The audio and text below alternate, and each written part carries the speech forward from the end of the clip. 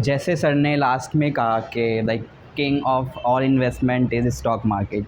सो काफ़ी हद तक वो 100% ट्रू है बात, क्योंकि अगर आप सारे इन्वेस्टमेंट एवेन्यू जैसे सर ने भी मेंशन किए, जैसे for example real estate and FD and gold, तो उन सब में जो रेट ऑफ रिटर्न मिलता है लॉन्ग टर्म में, and by long term I mean 5 to 10 और ओवर 20 ईयर पीरियड। सो उसमें अगर हम सारे इन्वेस्टमेंट जो भी वेन्यूज़ हैं, real estate, gold, FD, date funds और गवर्नमेंट सिक्योरिटीज़, तो उन सब में जो सबसे ज़्यादा रिटर्न हमारा प्रोवाइड करता है वो स्टॉक मार्केट ही होता है। बट स्टॉक मार्केट में काफ़ी अलग अलग चीज़ें हैं एंड बहुत सारे अलग अलग छोटे छोटे प्रोडक्ट्स हैं स्टॉक मार्केट से भी जो निकले हुए हैं। फॉर एग्जांपल आप सबने एड्स में देखा होगा म्यूचुअल फ़ंड्स के बारे में, एम एस धोनी का जो ऐड आता है, यूट्यूब पर काफ़ी ऐड चलते हैं म्यूचुअल फ़ंड्स के। एंड गवर्नमेंट का भी एक उसमें प्रोग्राम है कि म्यूचुअल फ़ंड सही हैं, जिसमें वो प्रमोट करते हैं म्यूचुअल फ़ंड्स को। सो म्यूचुअल फ़ंड भी बेसिकली स्टॉक मार्केट में ही इन्वेस्ट करते हैं। और ऐसे कई अलग अलग प्रोडक्ट्स हैं जो स्टॉक मार्केट में इन्वेस्ट करते हैं। फॉर एग्जांपल आप सब LIC के बारे में सुना होगा, लाइफ इंश्योरेंस, और उसमें वो उनके एक प्लान होता है जिसमें आपको जो अमाउंट होता है उस पर एक आपको रिटर्न भी मिलता है, से 5 to 6%। सो वो भी जो इन्वेस्टमेंट जो भी इंश्योरेंस कंपनीज़ होती हैं वो भी एट द एंड अपना पैसा इन स्टॉक मार्केट में ही इन्वेस्ट करते हैं और वहाँ से 10-12% कमाते हैं, वहाँ से आपको 5% दे देते हैं। ठीक है। सो इवेंचुअली जितने भी इंश्योरेंस या जितने भी वेल्थ मैनेजमेंट की कंपनीज़ हैं इन द वर्ल्ड, वो सारी कहीं ना कहीं आके स्टॉक मार्केट पे ही रुकते हैं।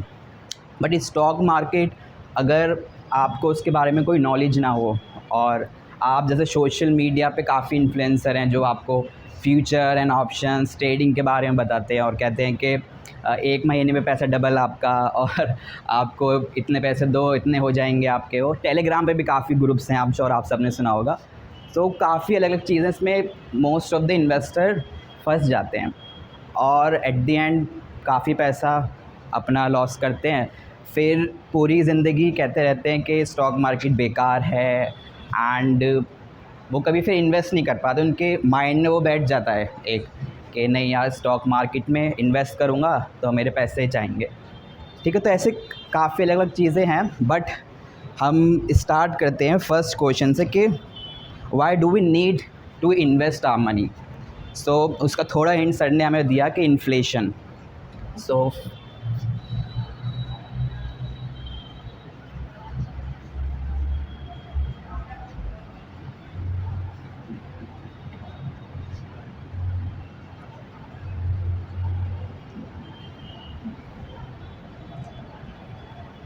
ठीक है। सो फर्स्ट क्वेश्चन है, हमें इन्वेस्टिंग की ज़रूरत ही क्या है?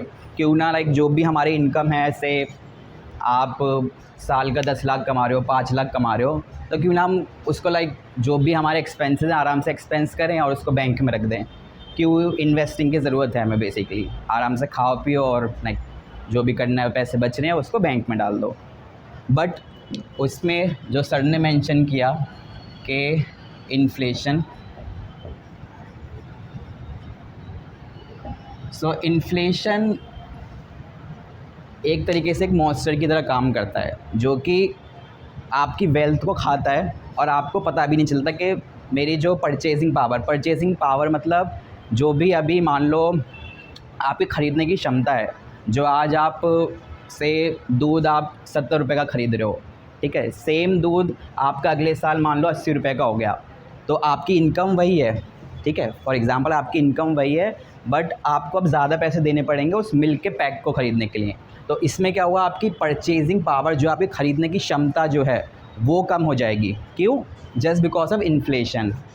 ठीक है। और इन्फ्लेशन हर अलग अलग चीज़ में अलग अलग टाइप का होता है। फॉर एग्ज़ाम्पल जो इंडियन गवर्नमेंट इन्फ्लेशन निकालती है डेटा, आई एम श्योर आपने इकोनॉमिक्स में सुना होगा, लाइक 6 to 7% का ऑन एन एवरेज इंडिया में इन्फ्लेशन रहता है। बट द थिंग इज़, वो जो इन्फ्लेशन होता है हमारा 6-7% का, वो हमारा डिसाइड होता है बिल्कुल चीपेस्ट प्रोडक्ट पर। फॉर एग्ज़ाम्पल जो सबसे सस्ता क्वालिटी होगा वीट का या फिर राइस का, उस पे वो कंपेयर करेंगे ईयर ऑन ईयर कि कितना बड़ा उनका जो भी प्राइस है। लाइक राइस का प्राइस अगर 10 है अभी, ठीक है, अगले साल मान लो वो 10.5 हो गया, तो इसमें 5% का हमारे इन्फ्लेशन आ गया। ठीक है, तो वो जो भी क्वालिटी होती है सबसे लोवेस्ट, उस पर इन्फ्लेशन कैलकुलेट करते हैं, जो हमारे 6% आता है। बट एक्चुअल में आप देखोगे इन्फ्लेशन काफ़ी ज़्यादा होता है, जो एक नॉर्मल मिडिल क्लास या फिर हायर मिडिल क्लास पे पड़ता है। फॉर एग्ज़ाम्पल पेट्रोल के प्राइस कितने ज़्यादा बढ़ गए हैं, सिलेंडर के प्राइजेज़, और हमारे जो अभी इलेक्ट्रॉनिक आइटम्स आफ्टर कोविड उनके प्राइसेस का 20-30% बढ़ गए हैं कई जगहों पर। मोटर व्हीकल्स जो हैं उसके प्राइसेस बहुत बढ़ गए हैं। तो जो 6% इन्फ्लेशन है वो एक्चुअल में जो हमारी सबकी लाइफ पे इम्पैक्ट करता है वो काफ़ी ज़्यादा है, उससे लाइक 8-9% भी हो सकता है। ठीक है, सो इन्फ्लेशन की वजह से जो भी हमारी परचेजिंग पावर है, जितने हम ख़रीद सकते हैं आज, वो अगले साल हमारी कम हो जाएगी। और अगर हमारी इनकम अगर हमारी सेम रहती है, चेंज नहीं होती, और हम कुछ हमारी इनकम नहीं बढ़ पाती उस परसेंटेज से जो हमारा इन्फ्लेशन है, तो धीरे धीरे आपकी जो भी वेल्थ है आपके लाइक वो डिके होना स्टार्ट कर देगी। क्यों? जस्ट बिकॉज के वो अपनी परचेजिंग पावर खो देगी। फॉर एग्ज़ाम्पल आपने अपने पेरेंट्स से सुना होगा कई बार के हमारे ज़माने में इतने रुपए, इतने कुछ हज़ार रुपए के पूरे घर मिल जाते थे।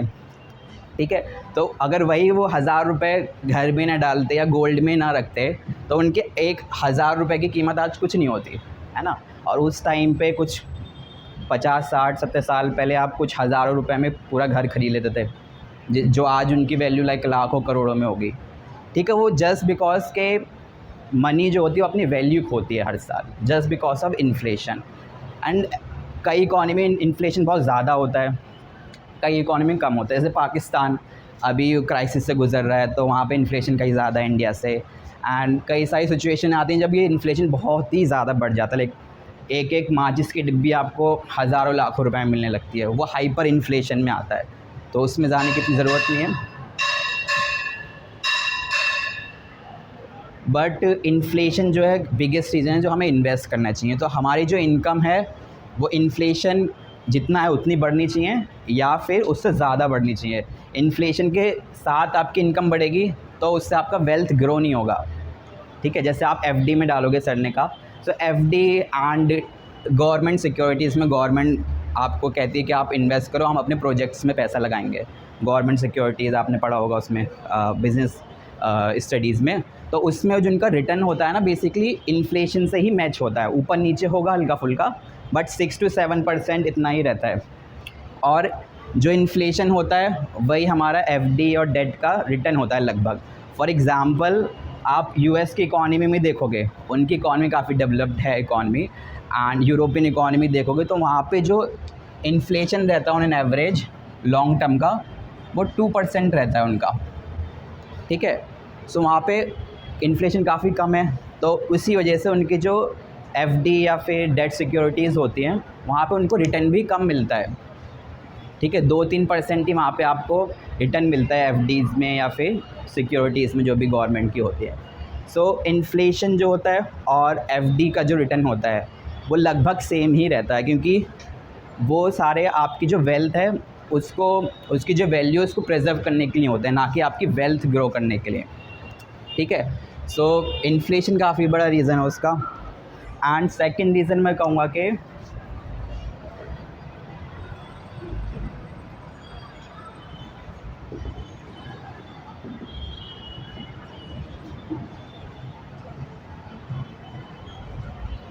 ठीक है, आप सब कुछ साल बाद कॉलेज के बाद हम श्योर कोई जॉब करेगा, कोई स्टार्टअप खोलेगा अपना, कोई बिज़नेस करेगा अलग अलग। सो आपके पास आपकी इनकम होगी एक, ठीक है, on an average monthly yearly. So आपका जो भी इनकम होगा उसमें आप कुछ ना कुछ अमाउंट सेव ज़रूर करोगे अपने फ्यूचर खर्चों के लिए, या कुछ भी होगा आपका अलग अलग, लाइक वेकेशंस के लिए या मैरिज के लिए या फिर एजुकेशन के लिए। तो बहुत सारे खर्चे होते हैं उसमें, और ज़्यादातर खर्चे वो लॉन्ग टर्म के होते हैं। लाइक वेकेशन अभी करोगे, लाइक 2-3 साल प्लान कर रहे हो, या कुछ अलग दूर एजुकेशन के बारे में सोचे तो उसमें काफ़ी वक्त है। ठीक है, तो वो सब होता है इसमें। एंड सेविंग्स जो है आपकी, उसका बेस्ट यूटिलाइजेशन जो होता है लॉन्ग टर्म में वो हमेशा इक्विटी में होता है। Equity means stock market. ठीक है, तो ये सब है इसमें कि why do we need to invest our money. First is inflation, क्योंकि इन्फ्लेशन हर साल आपकी वेल्थ कम कर देगा, जो भी इन्फ्लेशन होगा 6, 7, 8% हमारे on an average. And second is हमारे जो सेविंग्स होंगी, जो भी हम पैसा बचाएंगे, मान लो 100 रुपये हमारे पास 20 रुपये हमने बचाए, तो उस 20 रुपये का हम क्या करेंगे, है ना। लाइक अगर मैं आपसे पूछूं, आप लाइक सेविंग्स होगी आपके पास से 1 लाख रुपीज़ हैं, तो आप उसका क्या करोगे अगर आपको इन्वेस्ट करना हो स्टॉक मार्केट में? ठीक है, और कोई? Mid cap funds, good. और गर्ल्स, आप में से कोई लाइक अगर आपके पास 1 लाख रुपीज़ हो, आप उसे इन्वेस्ट करना चाहते हो, कहाँ इन्वेस्ट कर सकते हो आप? गुड, सो इन्होंने बोला स्टॉक मार्केट में लगाएंगे लाइक, और उन्होंने मिड कैप फंड, सो इक्विटी में ही आते हैं ये सारे, बट अलग अलग रिस्क होते हैं इसमें भी। ठीक है, तो मैं प्लीज़, ठीक है, ये हो गया हमारा कि हमें क्यों इन्वेस्ट करना चाहिए। अब हम देखेंगे कि वाई आज के टाइम में हम देखें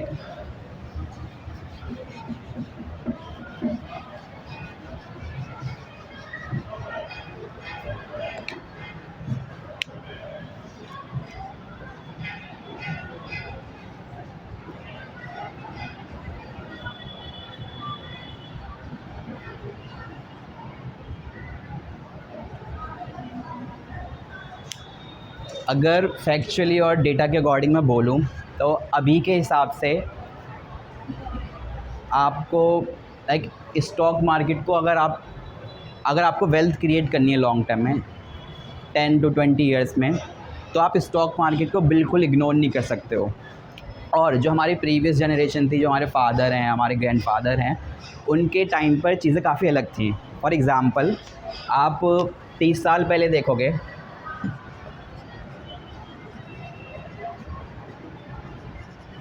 तो 30 साल पहले लाइक इन्फ्लेशन काफ़ी था इकॉनमी में, तो उसी की वजह से जो हमारा एफडी का रेट था उस समय पे वो 10 से 12% होता था, आज से 30 साल पहले। ठीक है, तो 10 से 12% हमारा एफडी का रेट होता था उस टाइम पर। और मोस्टली जो भी हमारे ग्रैंडफादर्स या फादर्स थे, वो अपना मनी होता था वो एफडी में रखते थे या फिर रियल एस्टेट में लगाते थे। एंड उस टाइम पे क्या था, एफडी काफ़ी अच्छे रिटर्न दे देती है। एंड उस टाइम पे जैसे आपने, आई एम श्योर आप सब ने स्कैम 1992 देखी होगी, स्कैम 1992 के बारे में सुना होगा, हर्षद मेहता स्कैम, वो सब, है ना। तो उस टाइम पे क्या था, 1990s में काफ़ी स्कैम्स होते थे, Harshad Mehta scam, Ketan Parekh scam 2000 early में। तो हमारे जो भी बड़ी जनरेशन है उनके माइंड में एक साइकोलॉजिकली बैठ गया कि स्टॉक मार्केट काफ़ी रिस्की है, तो वो स्टॉक मार्केट में इन्वेस्ट नहीं करते थे इसी वजह से। एंड उस टाइम पे चीज़ें काफ़ी डेंजरस भी थी। फॉर एग्ज़ाम्पल, आपने उस मूवी में देखा होगा कि काफ़ी लोग सुसाइड कर लेते थे, और उस टाइम पे सेबी भी नहीं थी और रेगुलेशंस बहुत कम थी स्टॉक मार्केट में, तो मैनिपुलेशन बहुत ज़्यादा होती थी, जिसमें at the end of the day जो रिटेल इन्वेस्टर, स्मॉल इन्वेस्टर होते हैं, वो सफ़र काफ़ी करते हैं। सो इसी वजह से उस टाइम पे स्टॉक मार्केट इतना ल्यूक्रेटिव नहीं था।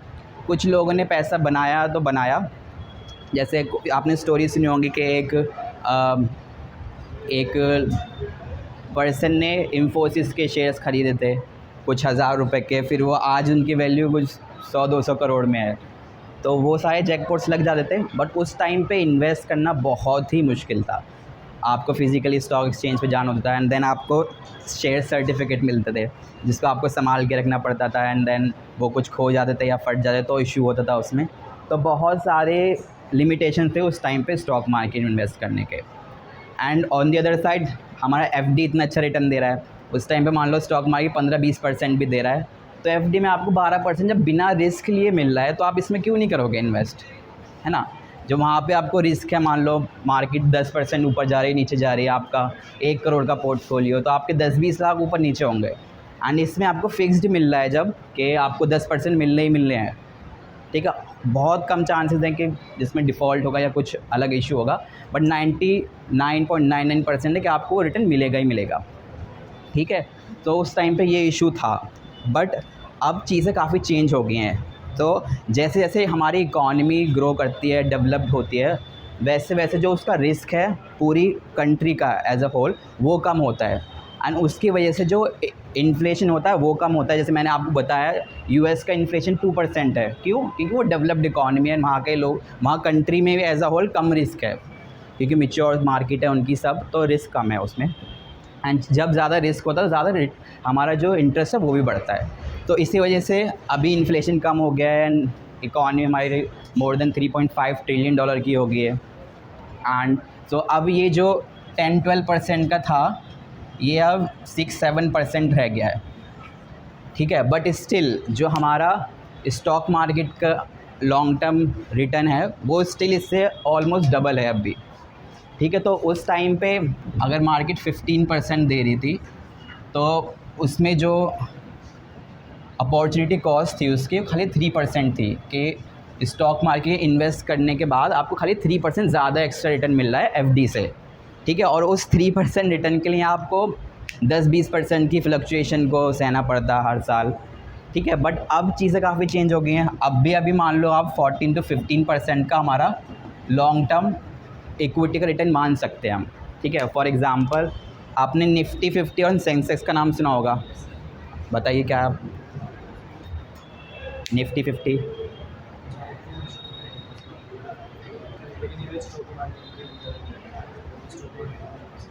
हाँ हाँ। सो बेसिकली निफ्टी 50 क्या है, इंडिया की जो भी टॉप 50 कंपनीज़ हैं, like Reliance, Tata, HDFC bank, Kotak Mahindra bank, so जो भी टॉप 50 कंपनीज़ हैं इंडिया में जो ऑपरेट करती हैं और पब्लिकली लिस्टेड हैं, मतलब स्टॉक मार्केट में लिस्ट हो चुकी हैं वो, एंड उनका जो वैल्यू है as a whole, market cap बोलते हैं उसे, तो उनका जो टोटल वैल्यू है उसके हिसाब से निफ्टी 50 बनता है हमारा। तो सबसे बड़ी कंपनी होगी उसका वेटेज जो है निफ्टी 50 में,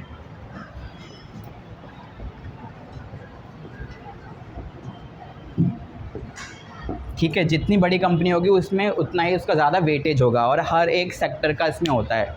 फॉर एग्ज़ाम्पल अगर आप इसमें 100 रुपये डालोगे, मान लो आपने निफ्टी 50 में 100 रुपये डाले, तो अब क्या होगा, ये 50 कंपनीज़ में जाएगा हमारा पैसा, ठीक है।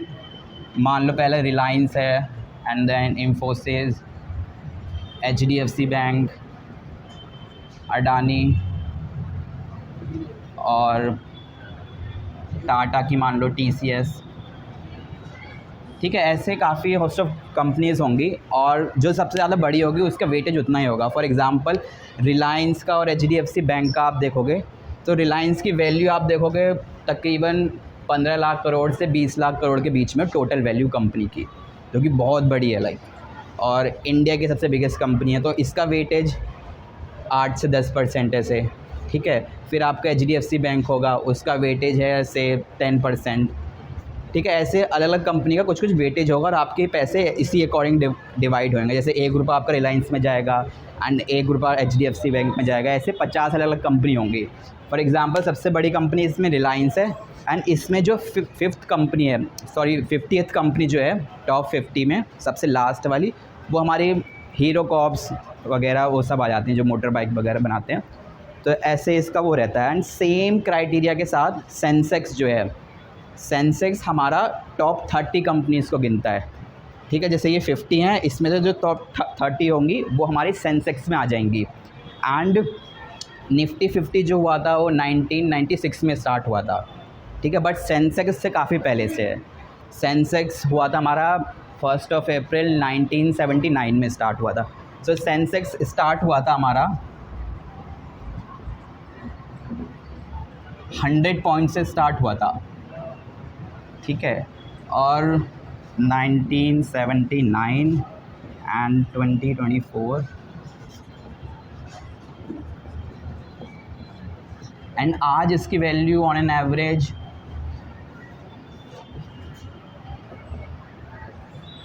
100 पॉइंट से स्टार्ट हुआ था 1971 में, और आज जो ट्रेड कर रहा है वो 75,000 पे ट्रेड कर रहा है हमारा सेंसेक्स, जो हमारी टॉप 30 कंपनी है इंडिया की, ठीक है। तो ये पॉइंट्स क्या बता रहे हैं, आपने न्यूज़ में या न्यूज़पेपर में कई बार देखा होगा कि सेंसेक्स 1000 पॉइंट से गिर गया, सेंसेक्स 50 पॉइंट से गिर गया, या निफ्टी 200 पॉइंट से गिर गया, ठीक है। तो वो सारे क्या होते हैं बेसिकली कि ये सारे इंडेक्स एक पॉइंट पे स्टार्ट हुए थे। जैसे कोई इंडेक्स बनना है तो आपको कुछ ना कुछ तो बेस चाहिए उसका, जिसका आप कैलकुलेट करोगे कि आपका रिटर्न कितना हो गया। तो सेम चीज़ सेंसेक्स 100 पॉइंट से स्टार्ट हुआ था और 75,000 पॉइंट। ये क्या दर्शा रहा है कि अगर आपने उस टाइम पर 1979 में 100 रुपये पे सेंसेक्स ख़रीदा होता तो आपके वो 100 रुपीज़ आज 75,000 रुपीज़ हो गए होते, ठीक है। अब इसमें जो रिटर्न आ रहा है वो है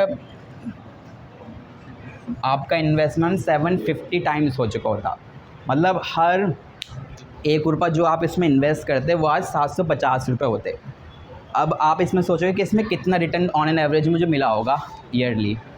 कोई गैस करना चाहेगा लाइक ईयरली बेसिस पे कितना रिटर्न मिला होगा मुझे इस पे, इसको 100 से 75,000 करने में, एंड इसमें अराउंड 40-45 ईयर्स में, ठीक है। गैस कोई भी एक रिटर्न, ठीक है। और कोई कुछ भी गैस कर दो। 150 बहुत ज़्यादा है, ठीक है। और कोई 15%, 75%। सो 100 से 75,000 होने में इसे लगभग कम लाइक CAGR आपको पता होगा कि हर साल कितना एनुअल कंपाउंड हो रहा है, मैंने on an average compound average growth rate. So उस बेसिस पे ये 100 से 75 होने में लगभग 15 से 16% का रिटर्न है खाली ये, ठीक है। 15 to 16% का है। और आप जैसे ये सेंसेक्स है, आप इसमें डिविडेंड भी जोड़ दो। डिविडेंड पता है आपको? हाँ, सो डिविडेंड बेसिकली जो भी कंपनी होती है at the end of the year और क्वार्टरली बेसिस जो भी उनके पास प्रॉफिट बनता है उसमें से कुछ शेयर वो अपने शेयर होल्डर्स को दे देते हैं। जैसे 100 रुपये बने एंड कंपनी डिसाइड के सारे पैसे हम अपने शेयर होल्डर में बांट देंगे।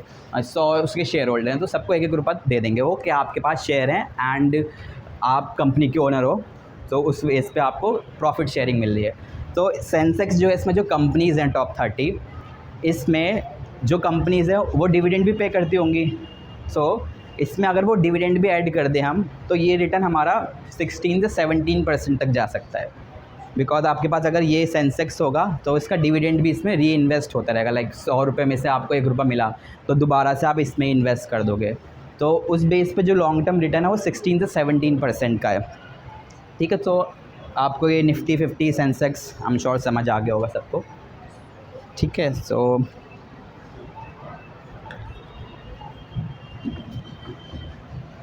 एंड इसमें सबसे ख़ास बात क्या है पता है? और जो फंड्स जो होते हैं इसमें, जो निफ्टी 50 या फिर सेंसेक्स या ऐसे काफ़ी अलग अलग इंडेक्स हैं, हर सेक्टर के भी इंडेक्स होते हैं। जैसे IT इंडेक्स जिसमें सारी IT कंपनीज होंगी लाइक TCS, विप्रो और HCL, ठीक है। ऐसे अलग अलग सारी उसकी कंपनी होंगी, उसमें भी सेम क्राइटेरिया होगा। But the best thing about Nifty 50 and Sensex के इसमें जो भी कंपनी होती हैं वो बदलती रहती हैं टाइम टू टाइम। जैसे मान लो आज एक कंपनी है XYZ, वो सेंसेक्स में है और निफ्टी में भी है, और मान लो वो कुछ स्कैम करते हैं एंड स्कैम की वजह से उनकी मार्केट की वैल्यू कम हो जाती है, स्टॉक गिरेगा बेसिकली। मान लो 50-60% स्टॉक गिर गया, तो सेंसेक्स एंड निफ्टी में क्या होता है, ये जो भी स्टॉक्स होते हैं उसको बदलते रहते हैं on the basis of value. मान लो कोई एक स्टार्टअप खुलता है आज, जैसे आप शार्क टैंक हम श्योर देखा होगा। मान लो उसमें कोई स्टार्टअप आता है एंड बहुत ज़्यादा सक्सेसफुल बन जाता है एंड पूरी लाइक अपनी सर्विस पूरे वर्ल्ड में प्रोवाइड करता है, वो काफ़ी बड़ी वैल्यू हो जाती है उसकी, ठीक है। तो उस बेसिस पे क्या होगा, जब वो 50th कंपनी जो होगी उससे बड़ा जब वो हो जाएगा स्टार्टअप, तो उसको हम निफ्टी 50 और सेंसेक्स में ऐड कर लेते हैं। या फिर कोई अभी बड़ी कंपनी है XYZ निफ्टी 50 में या सेंसेक्स में, कोई स्कैम हो जाता है, कुछ भी उसकी वैल्यू बहुत गिर जाती है, तो उस बेस पे भी उसको बदल के कोई अलग कंपनी उसमें ऐड कर दी जाएगी, ठीक है। तो ये सबसे बेस्ट होता है। मतलब अगर आपने निफ्टी 50 और सेंसेक्स में 20-30 साल पहले इन्वेस्ट किया होता, तो जो 20-30 से पहले कंपनीज थी उसमें से खाली कुछ ही कंपनी होती हैं आज। फॉर एग्ज़ाम्पल रिलायंस काफ़ी, अच्छी कंपनी है, काफ़ी टाइम से है सेंसेक्स में, HDFC bank. So company change होती रहती हैं। अगर वो अच्छा करेंगी और प्रॉफिट कमाएंगी, उनकी शेयर की वैल्यू बढ़ती रहेगी धीरे धीरे, तो वो निफ्टी 50 में रहेंगी। अदरवाइज़ अगर कुछ भी होता है, उसमें स्कैम्स होता है या फिर मार्केट उनकी ख़राब हो जाती है, कोई कॉम्पिटिटर आ जाता है, और तो उस बेस में उसका शेयर का प्राइस गिरेगा। शेयर का प्राइस गिरेगा तो ओवरऑल कंपनी की वैल्यू कम होगी। वैल्यू कम होगी तो वो टॉप 50 में नहीं आएगी अब बेसिकली, है ना। तो उसको चेंज कर दिया जाता है। तो ये बेस्ट थिंग होती है इन सेंसेक्स और निफ्टी 50 जो भी इंडेक्स फंड होते हैं। ठीक है, सो नाउ हमने समझ लिया कि हमें क्यों इन्वेस्ट करना चाहिए, बिकॉज ऑफ इन्फ्लेशन, और हमें अपनी जो भी सेविंग्स है उसको बेस्ट यूटिलाइज़ करना है, चैनलाइज़ करना है इन्वेस्टिंग में। एंड फिर हमने देख लिया कि क्यों जो हमारे पेरेंट्स थे या हमारे ग्रैंड पेरेंट्स थे वो क्यों स्टॉक मार्केट को लाइक नहीं करते थे, क्योंकि उस टाइम पे काफ़ी स्कैम्स होते थे, काफ़ी लोग सुसाइड कर लेते थे, और फिर उनके दिमाग में वही इंप्रेशन गया कि stock market is not good and it's very risky. ठीक है, एंड उस टाइम पे FD एंड रियल इस्टेट काफ़ी अच्छा परफॉर्म करते थे, तो उनको नीड भी नहीं पड़ी स्टॉक मार्केट में जाने की। बट अब चीज़ें चेंज हो रही हैं, इकॉनमी डेवलप हो रही है हमारी, इन्फ्लेशन कम हो गया पहले से काफ़ी, अब 6-7% ज़्यादा, पहले 9 से 10% से भी ऊपर रहता था इन्फ्लेशन। ठीक है, और इसमें अब पहले स्टॉक मार्केट में काफ़ी स्कैम्स होते थे, कोई रेगुलेशंस नहीं थी, एंड कम्युनिकेशन बहुत कम होता था, नॉलेज गैप काफ़ी होता था इन्वेस्टर्स में कि उन्हें पता नहीं होता था कहाँ इन्वेस्ट करें, क्या करें, उन्हें काफ़ी इजीली स्कैम्ड हो जाते थे लोग। बट अब सेबी है, security exchange board of India, जो 1991-92 में इस्टेब्लिश हुआ था। सो वो पूरा स्टॉक मार्केट का या इन्वेस्टर से रिलेटेड जो भी ग्रीवेंसेस होते हैं या एजुकेशन प्रोवाइड करना होता है, वो सारा सेबी देखता है आज के टाइम पर। एंड इसमें अब हम एक चीज़ देखते हैं कि अब देखते हैं कि लाइक इन्वेस्टिंग क्या है और इन्वेस्टिंग क्यों करनी चाहिए, स्टॉक मार्केट क्यों अच्छा है। इसमें कुछ जैसे सर ने भी अलग अलग इन्वेस्टमेंट ऑप्शंस के बारे में बात की थी, उसको एक बार हम देखते हैं कि कहाँ कहाँ हम अपना पैसा इन्वेस्ट कर सकते हैं। And although stock market is the best option, but it is recommended और good to invest in different assets just for the sake of diversity, कि हमारे पोर्टफोलियो में अलग अलग चीज़ें होंगी, तो जब मार्केट गिरेगी तो उसमें हमारे पोर्टफोलियो जो ओवरऑल होगा उस पर कम इम्पैक्ट पड़े। ठीक है, तो पहला देखते हैं FD में कितना रिटर्न मिल जाता है हमें, 6 से 7%। एंड सेकंड से FD से ऊपर रिटर्न क्या दे देता है, GSEC is basically government securities, 7 to 7.5% का रिटर्न एक्सपेक्ट कर सकते हैं इससे, अभी अराउंड 7.3 चल रहा है इसमें। एंड थर्ड हम कह सकते हैं जो इससे ऊपर रिटर्न देता है, से गोल्ड अगर हम देखें ऑन एन एवरेज 8 से 9% का लॉन्ग टर्म में रिटर्न दे देता है हमें। इसके ऊपर हाँ, इसके बीच में ही एक और चीज़ आती है, वो होते हैं कॉर्पोरेट बॉन्ड्स।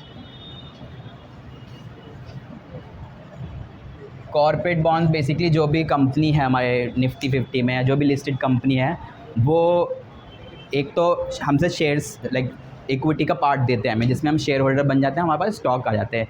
सेकंड इसमें होता है कि जो भी डेट है वो डेट हमें देते हैं, और लाइक बेसिकली हमसे बोरो करते हैं पैसा, तो उसमें हम उनके डेट होल्डर हो जाते हैं, एंड उस बेसिस पे हमें वो इंटरेस्ट देते हैं। हमारे पास बॉन्ड्स हो गए तो उसमें 7-8% का रिटर्न हम एक्सपेक्ट कर सकते हैं, जो भी कॉर्पोरेट बॉन्ड्स होते हैं। एंड इसमें गोल्ड 8-9%, एंड इससे ऊपर I would say index funds. ठीक है, ये हमारा 11 से 13% का रिटर्न देते हैं। एंड इसके बाद आते हैं हमारे म्यूचुअल फंड्स।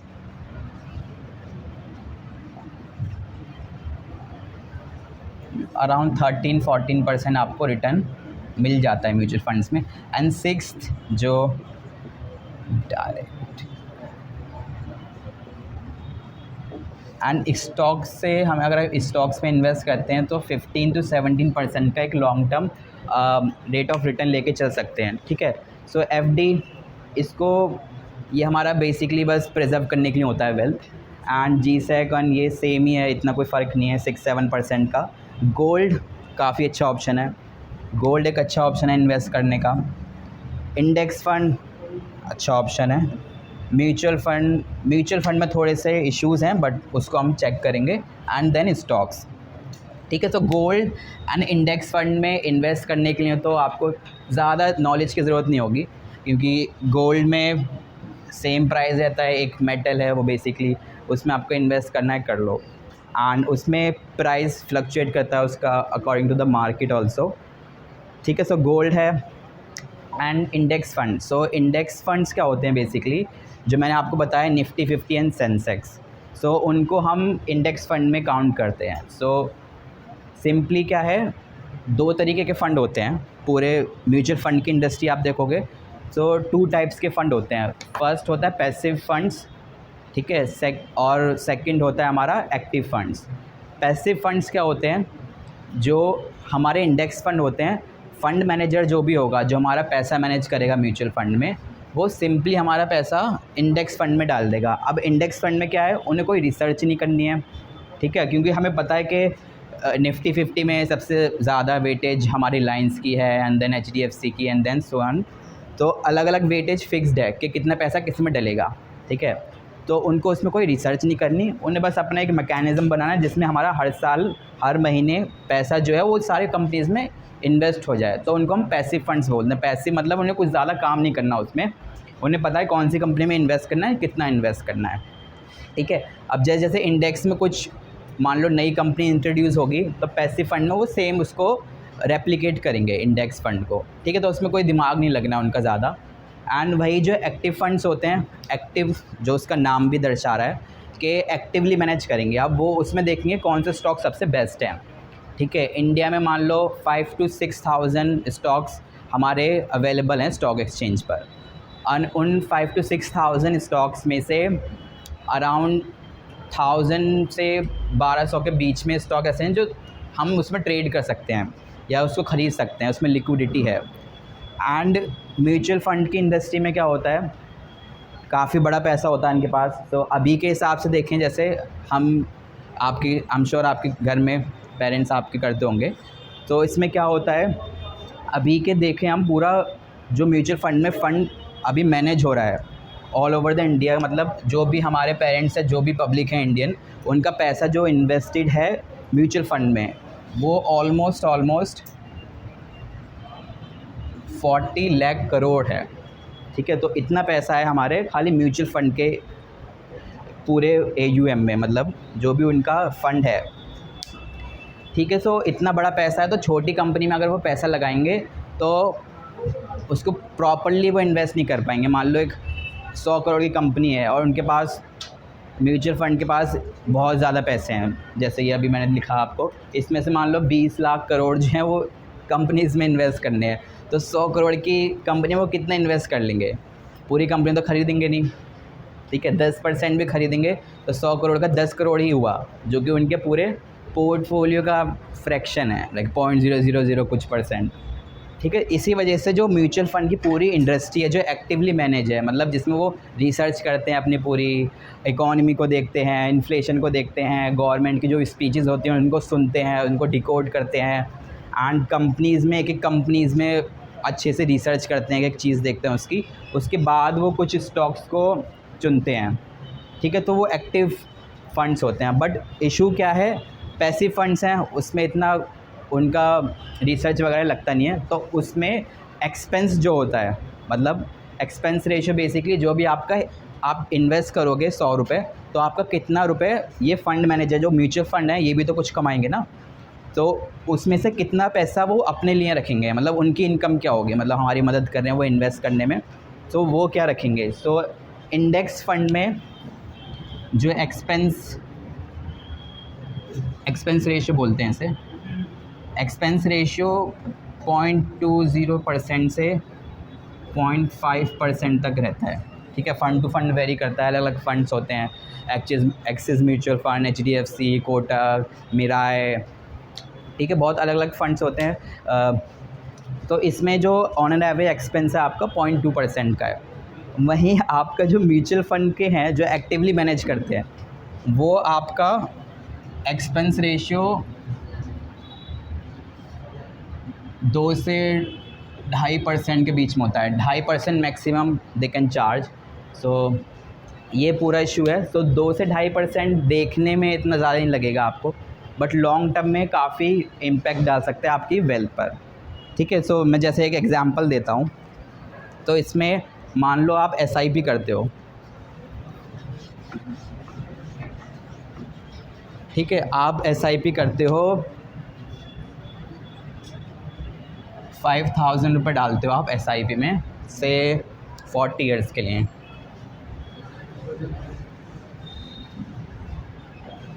ठीक है, और आप इसमें एक्सपेक्टेड कर रहे हो अराउंड 15% का ग्रोथ रेट। SIP मतलब systematic investment plan. So mutual fund में आप 2 तरीके से इन्वेस्ट कर सकते हो। पहला होता है आपका लमसम अमाउंट। फॉर एग्जांपल आपके पास 1 लाख रुपए हैं, आप एक ही बार में 1 लाख रुपए इन्वेस्ट कर देते हो। कोई भी फ़ंड चुन लेते हो, आप इंडेक्स फ़ंड में डाल लें, इंडेक्स फ़ंड में डाल लेते हो, म्यूचुअल फ़ंड में किसी एक्टिव फ़ंड में डालें जो बहुत रिसर्च करके फिर स्टॉक्स निकालते हैं, उसमें डाल सकते हो। ठीक है, तो उसमें क्या होगा, आपका एक ही बार में जब आप अपना पैसा इन्वेस्ट करोगे तो उसको बोलते हैं लमसम इन्वेस्टमेंट। 1 लाख रुपए थे, 1 लाख रुपए इन्वेस्ट कर दिए, बस छुट्टी।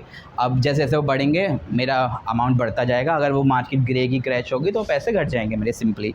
एंड सेकंड वे होता है SIP, सिस्टमेटिक इन्वेस्टमेंट प्लान। सो नाम में इसका मीनिंग है कि सिस्टम से एक प्लान बनाना, फिर इन्वेस्ट करना है। तो इसमें आप हर मंथली इन्वेस्ट कर सकते हो, हर 15 दिन में इन्वेस्ट कर सकते हो। ठीक है, डे आप चुन सकते हो कैसे, तो किसी भी डेट को आप चुन सकते हो, 1st of every month, 2nd of every month. ठीक है, तो ऐसे आप कोई भी एक डेट चूज़ करते हो। एंड SIP में जब भी आप अपने फिज़िकली करोगे किसी म्यूचुअल फ़ंड के ऑफिस में जाके, या फिर आप अपने मोबाइल से करोगे, like Zerodha, Upstox, grow app, इतने सारे ऐप्स हैं। सो आप उसमें जाओगे एंड SIP अमाउंट डालोगे, उस पर आपका फिर जो भी बैंक अकाउंट आपका लिंक्ड होगा, उस बैंक अकाउंट से आपका मैंडेट साइन हो जाएगा कि 1st ऑफ एवरी मंथ वो पैसा आपके अकाउंट से डिडक्ट होके फ़ंड में जाएगा। ठीक है, सिंपल। सो वो पैसा फिर हमारे जो भी है फ़ंड में इन्वेस्ट हो जाएगा हमारे बैंक से निकल कर।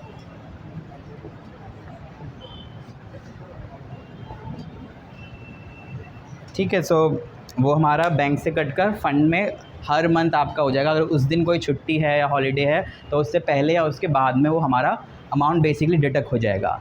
सो SIP आई एम श्योर सबको समझ आ गया होगा, है ना। सो उसके बाद हम एग्जांपल देखेंगे क्या जो एक्टिव म्यूचुअल फंड्स हैं जो on an average 2% to 2.5% charge करते हैं अगर आप डिस्ट्रीब्यूटर के थ्रू जाओगे, एंड आप डायरेक्टली अपने ऐप पर जाके इन्वेस्ट करोगे तो यही अमाउंट 1% से कम हो जाएगा। ये 1% हो जाएगा, ये से 1.5% हो जाएगा, बट स्टिल 1 to 1.5% काफ़ी ज़्यादा एक्सपेंस है लॉन्ग टर्म में अगर हम देखें। एंड इसमें एक और इशू क्या है, सो म्यूचुअल फंड्स में मैं आपको दिखाता हूँ।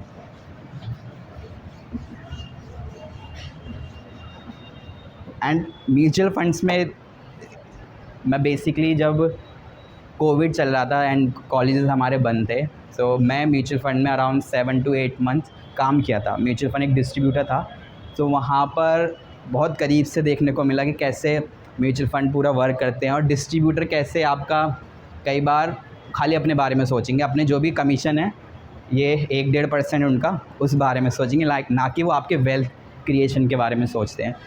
होते हैं बहुत कम, बट 90 to 95% काफ़ी सेल्फिश होते हैं और उन्हें उससे मतलब होता है कि सेल करनी है। कई बार ऐसा हुआ कि आपके लिए वो प्रोडक्ट इतना अच्छा भी नहीं होगा, फिट भी नहीं होगा आपके टोटल जो भी प्लान्स हैं फ्यूचर के, बट स्टिल वो आपको इन्वेस्ट करवा देंगे उसमें। कई बार मान लो आपका जो रिस्क एपेटाइट है बहुत कम है, आप ज़्यादा रिस्क नहीं ले सकते, बट स्टिल वो आपको हाई रिस्क वाला प्रोडक्ट लगा के चले जाएंगे। क्यों? क्योंकि उनको बेसिकली जहाँ ज़्यादा कमीशन मिलेगा जिस फंड्स में, वो वही फंड्स आपके सेल करेंगे एंड आगे प्रमोट करेंगे। ठीक है, सो वो एक इशू है अगर आप डिस्ट्रीब्यूटर के थ्रू जाओगे। जो आपका फ़ंड होते हैं सेम रहते हैं, बट डिस्ट्रीब्यूटर के थ्रू आप जाओगे तो आपको 1-1.5% एक्स्ट्रा अमाउंट देना पड़ता है म्यूचुअल फंड्स में। वैसे डायरेक्टली करोगे तो 1 से 1.5% एक्सपेंस रेशियो होगा, उसके थ्रू करोगे डिस्ट्रीब्यूटर के थ्रू 1 से 2.5% रहेगा। हर एक फ़ंड का अलग अलग होता है। सो ये जो 1-2% का एक्स्ट्रा हम दे रहे हैं म्यूचुअल फंड्स में, वो देखो आप कैसे पूरी वेल्थ को शेप करता है हमारा, अगर हम लॉन्ग टर्म के लिए जाते हैं। ठीक है, फॉर एग्ज़ाम्पल 5000 की मैं SIP करता हूँ, हर मंथ मेरा 5000 रुपये कटेंगे एंड इन्वेस्ट हो जाएंगे। ठीक है, 12 महीने में मेरे 60,000 रुपये हो गए इन्वेस्ट मार्केट में। ठीक है, 1 साल में। एंड यही मैंने एक रिटर्न लेके चला हूँ कि 15% से ऑन एन एवरेज रिटर्न मिलना चाहिए मुझे SIP पे। ठीक है, तो ये अमाउंट अगर आप 5000 के लिए 40 ईयर्स के लिए 15% के रेट पे ग्रो करते हो, तो आपका ये जो 5000 के SIP है, इसका amount at the end of 40 year ये 15.7 करोड़ हो जाएगा आपका।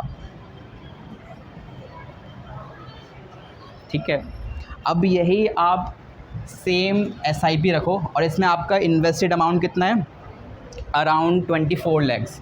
मतलब पूरे सालों में 40 ईयर्स से हमारा 40 लैक्स हमारे जेब से गए और वो 40 लैक्स हमारे 15.7 करोड़ बन गए।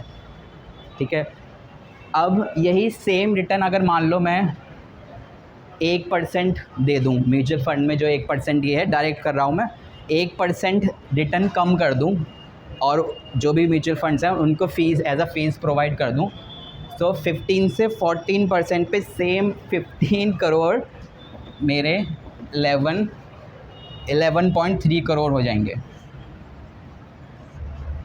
ठीक है, सो ऑलमोस्ट 3-4 करोड़ का इसमें डिफरेंस आ गया just to give up 1% for mutual fund fees.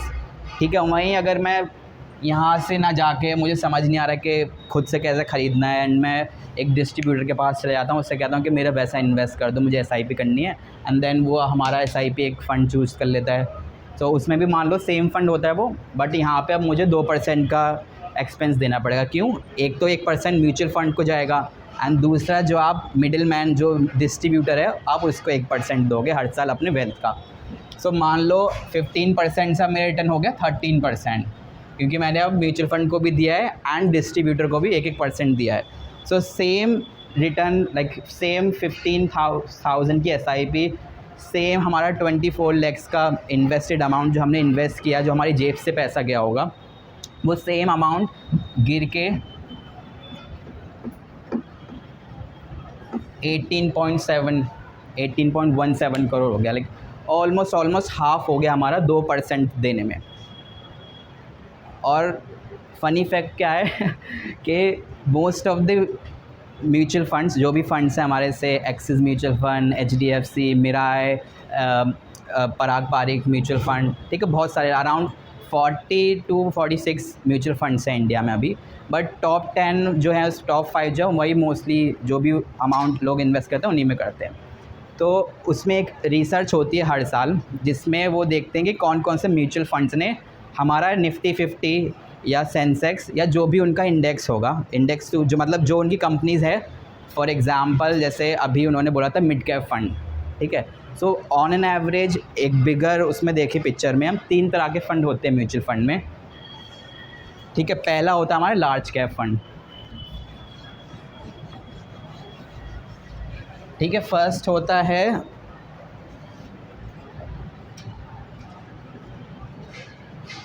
Large cap fund and second mid cap fund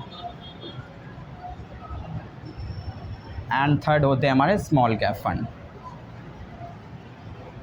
तो इनका कैसे बाइफर्केशन हुआ है, लार्ज कैप फंड जो भी होंगे फॉर एग्ज़ाम्पल, इनको 2 तरीके से हम अंडरस्टैंड कर सकते हैं। ठीक है, फॉर एग्ज़ाम्पल 20 करोड़, लाइक एक तो हम अमाउंट पे ले सकते हैं, मतलब जो इन्वेस्ट कर रहे हैं हम एक कंपनी में वो कितनी उसकी टोटल वैल्यू है, मतलब अगर कंपनी को ख़रीदना चाहें अभी हम उसके सारे शेयर्स को, तो उसकी क्या वैल्यू आएगी अभी।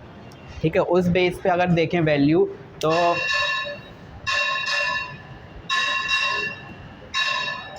20,000 और उससे ऊपर की जो कंपनीज़ होती हैं उसको हम ब्लू चिप फंड्स में ऐड कर लेते हैं। लार्ज कैप फंड को ब्लू चिप फंड भी बोलते हैं। ठीक है, और ये फंड्स काफ़ी सेफ़ होते हैं। बेसिकली निफ्टी 50, सेंसेक्स, मोस्टली वही कंपनीज़ होती हैं लार्ज कैप फंड। बहुत बड़ी कंपनीज़ हैं, स्टेबल होती हैं, काफ़ी बिजनेस इनके काफ़ी सालों से चलते हुए आ रहे हैं एंड सेल्स वगैरह सब काफ़ी स्टेबल कंपनीज़ होती हैं बेसिकली। मिड कैप फंड आते हैं आपके 5,000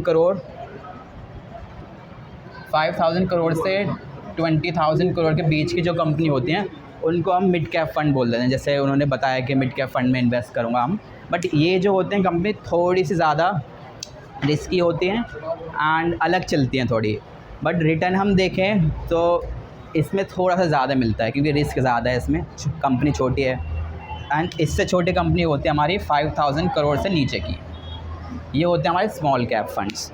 इसमें काफ़ी अलग अलग छोटी छोटी इंडस्ट्रीज़ की कंपनीज़ होंगी, but still 5000 2000 crore big amount. So सबसे स्मॉल कंपनी जो होंगी उसमें सबसे ज़्यादा रिस्क होगा एंड रिटर्न भी सबसे ज़्यादा इसी में बनता है अगर देखें पूरे उसमें, ठीक है। बट क्या रहता है, तो लार्ज कैप फंड जो हमारे म्यूचुअल फंड होते हैं मोस्ट ऑफ द टाइम इसमें ही इन्वेस्ट करते हैं, और ये भी अलग अलग इनके फंड्स होते हैं, इसमें आप करना चाहो तो इसमें भी इन्वेस्ट कर सकते हो। तो हर साल एक रिसर्च होती है जिसमें देखा जाता है, कंपेयर करा जाता है कि कितने म्यूचुअल फ़ंड ने निफ्टी 50 या सेंसेक्स या जो भी उनका इंडेक्स है जिससे उनका कंपेयर होता है उससे कितना अच्छा परफॉर्म किया। So on an average 80 to 90% जो म्यूचुअल फ़ंड होते हैं वो अंडर परफॉर्म करते हैं। क्या मतलब उसका कि मान लो निफ्टी 50 ने 15% का रिटर्न दिया हमारा, ठीक है, उसी में हमारा म्यूचुअल फ़ंड जो है जिसने हमसे 2% फ़ीस ली है उसने हमारा सेम पीरियड में 13% का रिटर्न दिया, ठीक है। तो ये 2% का जो गैप है इसको हम बोलते हैं आउट परफॉर्म करा है 2% से हमारा फ़ंड। सो इसमें अगर मैं खाली निफ्टी 50 में डाल देता तो उसमें मेरा जो एक्सपेंस होता वो भी 0.2 0.5 से बीच का ही होता, ठीक है, और उसमें मुझे रिटर्न भी ज़्यादा मिल रहा है। एंड म्यूचुअल फ़ंड में वही लार्ज कैप फंड्स में 13% है। So on an average 80 to 90% जो म्यूचुअल फ़ंड होते हैं, फ़ंड मैनेजर होते हैं, वो मार्केट को बीट ही नहीं कर पाते। और जैसे जैसे मार्केट मैच्योर होती है, फॉर एग्जांपल यूएस की मार्केट है तो ये परसेंटेज और बढ़ जाता है, इससे 95% ऐसे, ठीक है। तो उनके लिए काफ़ी हार्ड हो जाता है इंडेक्स फ़ंड, जो भी इंडेक्स फ़ंड है उसको बीट करना, ठीक है। सो इट इज़ रिकमेंडेड कि अगर आप इन दोनों में इन्वेस्ट करने चाह रहे हो, लार्ज कैप फंड में मेजरली, तो बेटर रूट क्या है उसको इन्वेस्ट करने का कि इंडेक्स फ़ंड में डाल दो आप, ठीक है। इंडेक्स फ़ंड में एक्सपेंस रेशियो भी कम है और उसके काफ़ी चांसेस हैं कि आपको सेम ही रिटर्न देगा आपका जो म्यूचुअल फ़ंड दे रहे हैं। तो ऐसे इसमें अलग अलग चीज़ें होती हैं एंड ठीक है। सो इसमें हमने समझ लिया कि अलग अलग टाइप के फ़ंड कौन से हैं एंड क्यों म्यूचुअल फ़ंड में जो हम एक्सपेंस रेशियो दे रहे हैं 1-2% का, वो कैसे हमारी वेल्थ को 15 करोड़ से 8 करोड़ पे ले जाता है लॉन्ग टर्म में, ठीक है, जो कि हाफ़ हो गया आपकी वेल्थ का। सो आप हर साल अपनी वेल्थ का आधा तो आप म्यूचुअल फ़ंड्स को ही दे रहे हो, right. So it is best कि आप म्यूचुअल फ़ंड्स में अगर लार्ज कैप कर रहे हो तो बेस्ट उसका रूट है कि इंडेक्स फ़ंड में जाओ आप, ठीक है। क्योंकि इंडेक्स फ़ंड में जैसे मैंने पहले मेंशन किया कि जो भी कंपनी बैट करती है उनका शेयर प्राइस गिरने लगता है तो अपने आप चेंज हो जाती हैं उसमें से, ठीक है, उनको चेंज कर दिया जाता है और उसके बदले कोई अलग कंपनी आती है जो अच्छी वैल्यू है, उसकी जो ओवरऑल वैल्यू है उससे काफ़ी ज़्यादा है। तो ये पूरा मैंने आपको समझाया कि मतलब कैसे इन्वेस्ट करना है एंड डायरेक्ट फ़ंड क्या है पूरा, ठीक है। बट अब इशू क्या है आपको, आप सोच रहे होगे कि जब इतना आसान है इन्वेस्ट करना कि इंडेक्स फ़ंड में डाल दो, बस SIP कर लो, एक ऐप खोलो, इसमें जाके फ़ंड डिसाइड कर लो कुछ भी अपना एंड फिर वो खुद ब खुद इन्वेस्ट होता रहेगा and at the end of से 10, 20 और 30 ईयर्स लॉन्ग टर्म में आपका वेल्थ बन जाएगा, राइट। अब लेकिन अगर ये इतना आसान है तो इसको सब क्यों नहीं कर रहे हैं, है ना, ये भी तो है ना कि मैं आपको दिखाता हूँ। तो अगर हम वर्ल्ड वाइड देखें जो लोग स्टॉक मार्केट में इन्वेस्ट करते हैं as a percentage of total population, तो उसमें हमें एक काफ़ी अलग चीज़ देखने को मिलेगी। फॉर एग्ज़ाम्पल आप US में देखोगे, सो ऑलमोस्ट 55% जो वहाँ की पब्लिक है वो स्टॉक मार्केट में इन्वेस्ट करती है, ठीक है। वहीं आप चाइना देखोगे, ऑल्दो चाइना की जो स्टॉक मार्केट है और पूरा जो इक्विटी मार्केट है वो थोड़े उसमें इशू रहते हैं, थोड़ा जैसे इंडिया है वो अलग ही इकॉनमी है एंड वहाँ पे कम्युनिस्ट रेजीम है तो इकॉनमी अलग चलती है वहाँ की। सो वहाँ की जो लेकिन स्टिल वहाँ के जो स्टॉक मार्केट में लोग इन्वेस्ट करते हैं as a percentage of total population वो 12 to 15% रहता है हमारा, मतलब 100 लोग हैं कंट्री में तो 12 से 15 लोग स्टॉक मार्केट इन्वेस्ट करते हैं। बट ये सेम फिगर इंडियन सिनेरियो में हार्डली 4 से 6% के बीच रहती है। एंड ये वो डेटा है जो लाइक अलग अलग वेबसाइट्स पे और गवर्नमेंट के थ्रू आती है, 4 to 5%।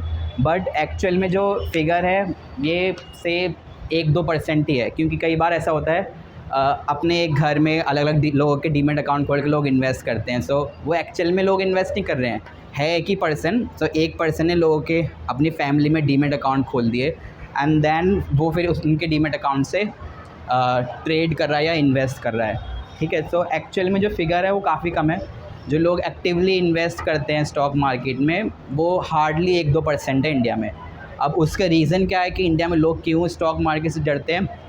जैसे पहले मैंने मेंशन किया है, जो हमारे प्रीवियस जनरेशन थी, जो हमारे फादर ग्रैंड फादर हैं, उन्होंने चीज़ें जो देखी स्टॉक मार्केट वो काफ़ी रिस्की थी उस टाइम पे। लोग सुसाइड कर लेते थे, कोई रेगुलेशंस नहीं थी मार्केट्स में। उस वजह से वही जो मेंटालिटी है, जैसे फॉर एग्ज़ाम्पल मैं कुछ दिन पहले एक मीम देख रहा था इंस्टाग्राम पे, तो उसमें वो 3 इडियट वाला नहीं है जो उसमें फ़रहान होता है अब्बा नहीं मानेंगे, तो उसमें लिखा होता है कि I want to in like मैं स्टॉक मार्केट में इन्वेस्ट करना चाहता हूँ, तो वो क्या अब्बा नहीं मानेंगे। तो वही है उसमें, तो उनके भी इतनी कोई गलती नहीं है उसमें, जो उन्होंने देखा वो उसी को आगे बता रहे हैं। क्योंकि at the end of the day जो हमारे बड़े होते हैं, जो भी पेरेंट्स होते हैं, वो चाहेंगे कि हम सेफ़ रहें, ठीक है। एंड उन्होंने जो चीज़ें देखी, जो एक्सपीरियंस करा उस टाइम पर 30-40 साल पहले, वो काफ़ी ज़्यादा रिस्की डेंजरस था। लाइफ पे बन जाते थे लोग और बहुत अलग अलग चीज़ें थी उस टाइम पे, तो वो सब था। बट चीज़ें अब चेंज हो गई हैं एंड रेगुलेशंस काफ़ी अच्छी है एंड पूरा जो सिनेरियो है वो स्टॉक मार्केट की तरफ ही है। एंड जैसे सर ने मेंशन किया था कि सर का फेवरेट जो इन्वेस्टमेंट रहता है वो रियल इस्टेट है। Sir most of the time real estate में इन्वेस्ट करते हैं। But as you all know कि रियल इस्टेट में काफ़ी इश्यूज़ हैं। एंड अब जो भी मेट्रो सिटीज़ हैं, दिल्ली, कोलकाता, लाइक मुंबई, ये सब, उसमें क्या है, मुंबई जो सिटी के एरिया है वहाँ पे रियल इस्टेट के प्राइसेस बहुत ही ज़्यादा हैं, मतलब ओवर वैल्यू हैं। एंड पिछले कुछ सालों में से 5 to 10 ईयर्स के पीरियड में देखें तो रियल इस्टेट के प्राइस को काफ़ी नॉलेज चाहिए।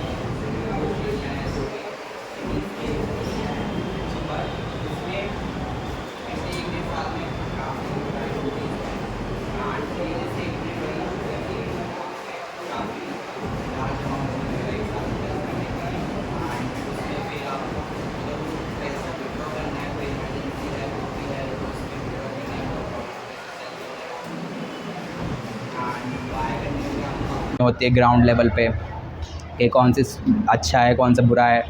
बट रियल इस्टेट में भी अगर हम देखें तो जो Tier 2 Tier 3 सिटीज़ हैं वो ज़्यादा लाइक इन्वेस्टमेंट के अकॉर्डिंग अच्छी हैं। बट सिटीज़ में घर ख़रीदना for the purpose of investment it's not very good. Long term average return देखें अगर हम रियल इस्टेट का भी, तो 9 से 10% के बीच रहता है। बट उसमें लाइक क्यों फेवरेट होता है ये लोगों का रियल इस्टेट? क्योंकि at the end of the day आपको भरोसा होता है कि आपका पैसा ज़ीरो नहीं होने वाला। थोड़ा कम हो जाए या ना ग्रोथ हो आपके पैसे की, बट ज़ीरो कभी नहीं होगा, ठीक है। रियल इस्टेट है, ज़ीरो थोड़ी नहीं होगा।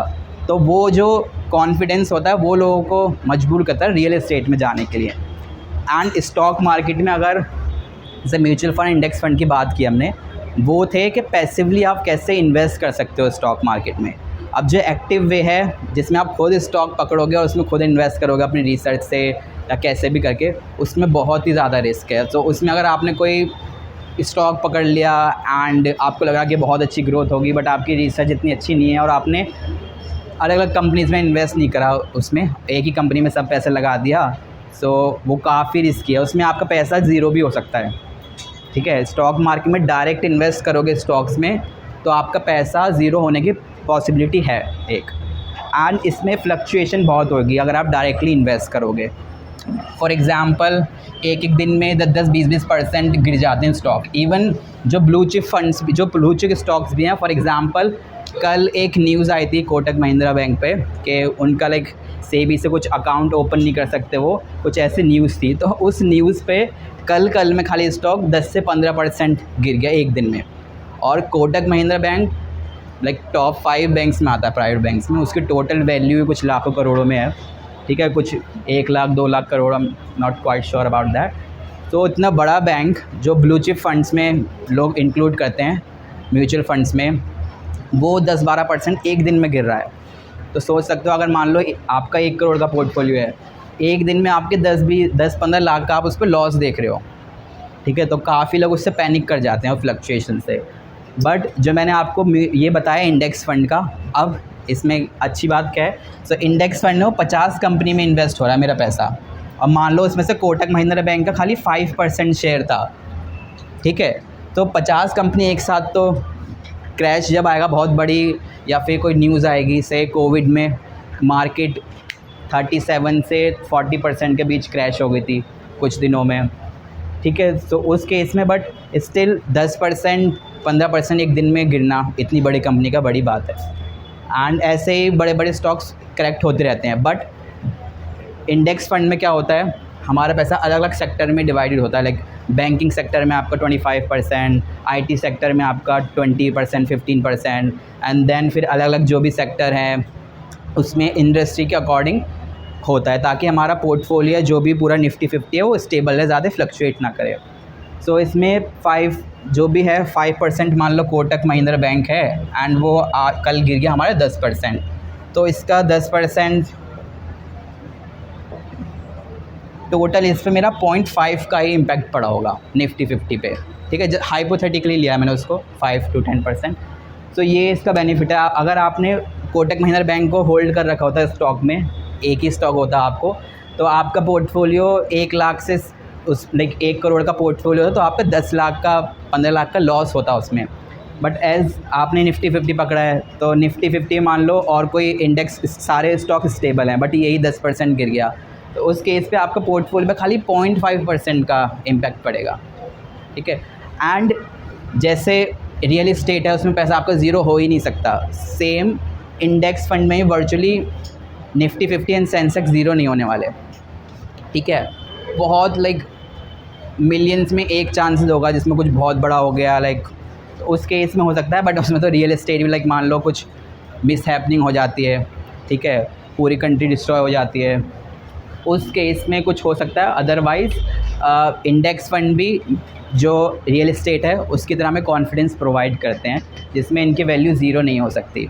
बट सेम चीज़ आप डायरेक्ट इन स्टॉक में करते हो, आप पैसा उसमें इन्वेस्ट करते हो खुद से, एंड आपको नॉलेज नहीं है, आपने कोई बेकार स्टॉक पकड़ लिया, तो उसमें आपका पैसा ज़ीरो भी हो सकता है।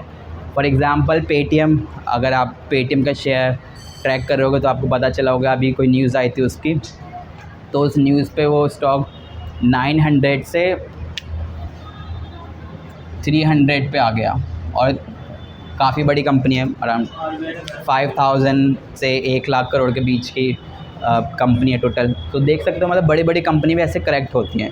तो स्टॉक पिकिंग का जो सवाल है कि खुद से स्टॉक पिक करना एंड देन इन्वेस्ट करना, सो वो आप कर सकते हो, बट बहुत ही लिमिटेड वे में, एंड उसके लिए आपको काफ़ी नॉलेज की ज़रूरत होगी, ठीक है। बट इंडेक्स फंड्स में SIP करना या कुछ रिसर्च करके म्यूचुअल फंड में इन्वेस्ट करना डायरेक्टली, वो सबसे बेस्ट ऑप्शन रहता है हमारा, ठीक है। एंड ये सारा आई एम श्योर आपको समझ आया होगा। इसके बाद अगर आपकी कोई भी क्वेरी होगी वो हम लेंगे। इसके पहले बस मुझे एक चीज़ और आपको बतानी है, जिससे आप जो भी मार्केट के में स्कैम्स होते हैं, जो भी सोशल मीडिया पे आप देखते हो, उससे आप ज़्यादा एक्साइटेड ना हो, ठीक है। सो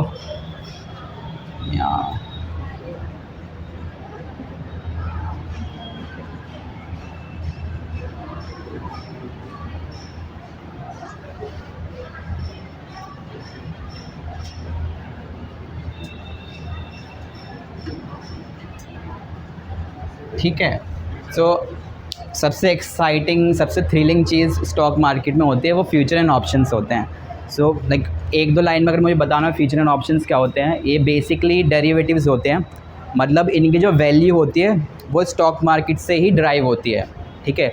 स्टॉक मार्केट बहुत ज़्यादा बढ़ेगी, बहुत ज़्यादा घटेगी, तो ऑप्शंस के प्राइस या फ्यूचर्स के प्राइस हैं वो भी ऊपर नीचे होंगे हमारे। बट इसमें जो रिस्क होता है वो सबसे ज़्यादा होता है।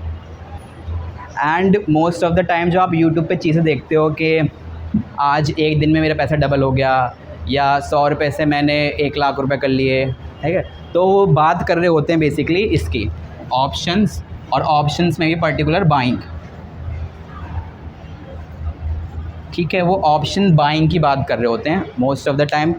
जो आप यूट्यूब पे एड्स देखते हो कि ऑप्शन ट्रेडिंग सीखो, फ्यूचर सीखो, सो सबसे रिस्की चीज़ है जो मैं आपको रिकमेंड करूँगा अगर इस क्लास से आपको एक आइडिया लेना हो, तो ये होगा कि do not trade in future and options ever, ठीक है। स्टैटिस्टिकली भी देखें अगर हम, सेबी का जो डेटा आता है उसके अकॉर्डिंग 89% ऑफ द ट्रेडर, जो भी पूरी स्टॉक मार्केट में ट्रेडर हैं, 89%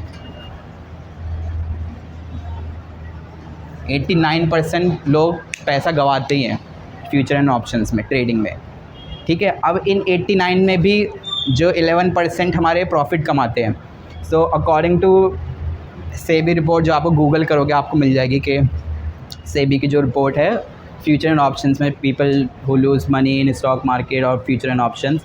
अब इसमें जो 11% जो एक्चुअल में इसमें दिखा रहा है कि 89% पैसे गंवाते हैं, बट 11% जो हमारे पैसा प्रॉफिट भी हो रहा है, उसमें जो एवरेज वाले 11%, लाइक उन 11% में कोई मान लो 200 करोड़ कमा रहा है, कोई 50 करोड़ कमा रहा है ना, अलग अलग। उसमें जो एवरेज लोग पकड़ोगे और उन एवरेज लोगों का एवरेज देखोगे ना प्रॉफिट, तो वो खाली 3 से 4 हज़ार के बीच में प्रॉफिट है उनका ईयरली, 3 से 4 हज़ार। और ईयरली अगर लॉस देखें जो इन लोगों ने बियर करा है, 89% ने on an average 50,000 rupees lose करें हैं पर पर्सन। इसमें 89% जो फ्यूचर एंड ऑप्शन में लोग पैसा गंवाते हैं। सो फ्यूचर एंड ऑप्शन काफ़ी रिस्की है। आपका एक दिन नहीं, इसमें 2-3 सेकंड में आपका पैसा ज़ीरो हो सकता है। मतलब आपने 1 लाख रुपए डाले, 2-3 सेकंड में वो आपका ज़ीरो हो जाएगा। आपका लॉस अनलिमिटेड है, कितना भी लॉस हो सकता है आपको। एंड इसमें जो नॉलेज और टेक्निकल स्किल्स चाहिए वो बहुत ही हाई हैं, ठीक है। तो कभी भी आप फ्यूचर एंड ऑप्शंस की तरफ कोई आपको बता रहा है कि भाई मैंने पैसा डबल हो गया या तू भी इन्वेस्ट कर ले, तो कभी भी फ्यूचर एंड ऑप्शन से मत जाना, ठीक है। सो मुझे काफ़ी मेरे दोस्त होते हैं, कॉल करते हैं, पूछते हैं कि फ्यूचर एंड ऑप्शंस में करेंगे नहीं, तो मैं हर बार उन्हें वही कहता हूँ कि भाई नहीं, फ्यूचर एंड ऑप्शंस में कुछ नहीं होगा। कुछ बन भी गया आपका वो तो बहुत छोटे समय के लिए होगा, एक टाइम के बाद आप वो भी गंवा दोगे, आप उससे ज़्यादा गंवा दोगे जो आपने कमाया होगा, क्योंकि आप फैक्चुअली देखो तो उसमें पॉसिबल ही नहीं ना। लाइक 89% लोग पैसे कर रहे हैं। एंड स्टॉक मार्केट में सेम चीज़ परसेंटेज वाइज देखें अगर कितने लोग पैसे गंवाते हैं, तो वो हमारे टाइम पे डिपेंड करता है। आप जितना अपना टाइम होराइज़न बढ़ाओगे स्टॉक मार्केट के इन्वेस्टमेंट में, आपको उतना ही कम लॉस होगा। फॉर एग्ज़ाम्पल आपका होराइज़न 5 से 10 साल है, तो आपके चांसेस 2-3% हैं कि आप पैसा गंवाओगे। वेराज आप 1 साल के लिए इन्वेस्ट कर रहे हो तो आपका 45 to 50% चांसेस हैं कि आपका लॉस होगा, बट वो लॉस भी लिमिटेड होगा हमारा। यहाँ की तरह ज़ीरो नहीं होगा कभी भी पैसा हमारा, ठीक है। तो बहुत ही ज़्यादा रिस्की चीज़ है। एंड ये पूरा ऑपरेट करते हैं इस पूरे इसको, अलग अलग मैनिपुलेटर्स हैं, ऑपरेटर्स हैं जो इस पूरे सेगमेंट को, फ्यूचर एंड ऑप्शंस को ऑपरेट करते हैं। और जो भी छोटे छोटे इन्वेस्टर हैं, जैसे आप कुछ इन्वेस्ट करोगे या मैं कुछ इन्वेस्ट करूँगा, तो उनको फंसाया जाता है उसमें एट द एंड। टेलीग्राम पे आपने देखा होगा वो कुछ मैसेज करते हैं आपको कि बाय से, ऐसे मैसेज आते हैं आपको, बाय कॉल एट 20K, ठीक है। ऐसे आते होंगे, आपको क्वांटिटी कह देंगे आपको 10 लॉट्स, ठीक है। तो टेलीग्राम पे क्या होता है मैं आपको बताता हूँ, पूरा जो स्कैम होता है वो कैसे चलता है। मान लो एक टेलीग्राम पे ग्रुप बना, ABCD ग्रुप बनता है, ठीक है। एक ऑपरेटर है वो अपना ग्रुप बनाता है टेलीग्राम पे। अब वो क्या करेगा, 100 लोग पकड़ता है, वो 100 के ग्रुप को 50-50 में डिवाइड कर लेता है, हाफ में, ठीक है। अब मार्केट जो है या तो ऊपर जाएगी या नीचे जाएगी, तो वो क्या करता है उसमें कि दोनों ग्रुप में एक को रिकमेंड करेगा कि मार्केट ऊपर जाने वाली है, ये बाय कर लो, ये बाय कर लो, ठीक है। दूसरे ग्रुप में लिखेगा वो मार्केट नीचे जाने वाली है, आप ये बाय कर लो, ये बाय कर लो, आपको बहुत प्रॉफिट होगा। दोनों ग्रुप में हो गए। अब मार्केट की जो पॉसिबिलिटी है वही है कि ऊपर जाएगी या नीचे जाएगी। मान लो नीचे जाती है, सो उसने जो कहा है कि एक ग्रुप में कि मार्केट ऊपर जाएगी, अब उन सबको लॉस हो गया। अब वो कहेंगे कि बेकार इंसान है, लाइक मेरा पैसे ख़राब हो गए, ये वो ऑपरेटर ये, ठीक है। सेकंड ग्रुप में जिसने उसने कहा है कि मार्केट नीचे जाएगी, उसमें सबका पैसा बना है, जिन्होंने उसके जो भी एडवाइस है उस पर एक्शन लिया है। तो वो 50 लोग काफ़ी हैप्पी हो गए कि चलो भाई इसने सही जवाब दिया। अब वो क्या करेगा, वो इस 50 के ग्रुप को दोबारा से डिवाइड करेगा एंड 25-25 कर दिया। अब दोबारा से सेम प्रोसेस रिपीट करेगा वो कि मार्केट ऊपर जाएगी एक ग्रुप में एंड सेकंड ग्रुप में कहेगा कि मार्केट नीचे जाएगी। अब दोबारा से एक सिनेरियो बनेगा, मान लो मार्केट ऊपर जाती है, सो एक ग्रुप दोबारा से खुश होगा कि एक बार इसने बोला था नीचे जाएगी, अब बोला है ऊपर जाएगी, तो 2 बार हो गया उनके साथ कि मार्केट उसकी जो रिकमेंडेशन है वो सही गई है।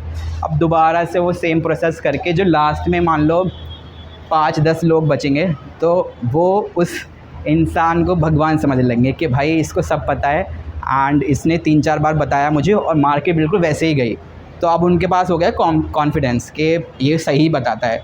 अब वो क्या करते हैं उसमें, वो जो लोग बचे हैं 5-10 लोग, उनसे कोर्स कहते हैं कि हमारा कोर्स ख़रीदो, ये 50,000 का कोर्स है हमारा, 10,000 का कोर्स है, ऐसे उनसे पैसे लेते हैं एंड देन स्कैम।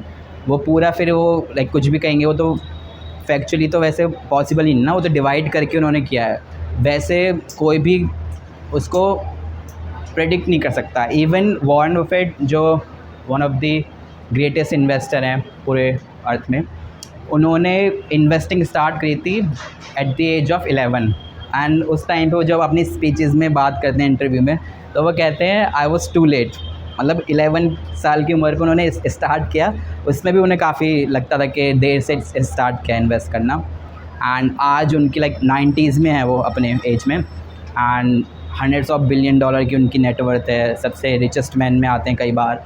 एंड अभी तो उन्होंने काफ़ी पैसा अपना डोनेट भी कर दिया बिल गेट्स की फाउंडेशन में, तो वो सब है उसमें। एंड आपको हैरानी होगी जान के लाइक सबसे ग्रेटेस्ट इन्वेस्टर जो है पूरे वर्ल्ड में, उसका जो एवरेज रेट ऑफ रिटर्न है, मतलब ऑन एन एवरेज कितना उन्होंने कमाया सालाना, तो वही खाली 22% का रहा है उनका। अगर आप उनका पोर्टफोलियो देखें तो 22% से वो आज $100 of billion की उनकी नेटवर्थ है। तो काफ़ी इंस्टाग्राम पे आते हैं, यूट्यूब पे वीडियोस आती हैं, इसमें वो बताते हैं कि 100% रिटर्न हो जाएगा अपना, 50% रिटर्न हो जाएगा। तो इम्पॉसिबल है। लाइक लॉन्ग टर्म में आपका जो रिटर्न होता है, बस एक चीज़ मैं आपको और बताऊंगा कि जब भी आप इन्वेस्टमेंट प्रोडक्ट देखो कोई भी, उसमें आपको ये देखना कि रिटर्न जो है वो कोई भी यूट्यूब पर या कोई भी लोग आके आपसे कह रहे हैं कि इतना रिटर्न मैं आपको दिला दूंगा। फर्स्ट थिंग, कभी भी रिटर्न फिक्स्ड नहीं होता है स्टॉक मार्केट में। कोई भी आपको कह रहा है कि आपको एक फ़िक्स्ड रिटर्न मिलेगा 20% से, आपका फिक्स्ड ग्रो ही होगा, तो समझ जाओगे वो एवं ही बात कर रहा है, ठीक है, क्योंकि इम्पॉसिबल है कि फिक्स्ड रिटर्न देना स्टॉक मार्केट में। सेकंड, उसका रिटर्न काफ़ी अनयूजुअल है। से वो कह रहा है कि आपका 30% तो बढ़ेगा ही पोर्टफोलियो, एंड अभी मार्केट देखो 30% बढ़ी है, तो आपका बढ़ेगा ही बढ़ेगा।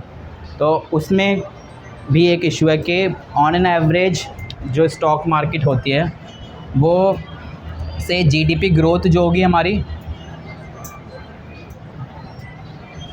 प्लस इन्फ्लेशन, ये हमारा एवरेज हम लेके चल सकते हैं कि स्टॉक मार्केट में हमें कितना रिटर्न मिल सकता है। For example GDP growth rate अभी है सेम, इसको हम क्या बोलते हैं, जब जीडीपी एंड इन्फ्लेशन को ऐड करते हैं तो nominal GDP, real GDP and nominal GDP, I am sure आपने पढ़ा होगा इकोनॉमिक्स में।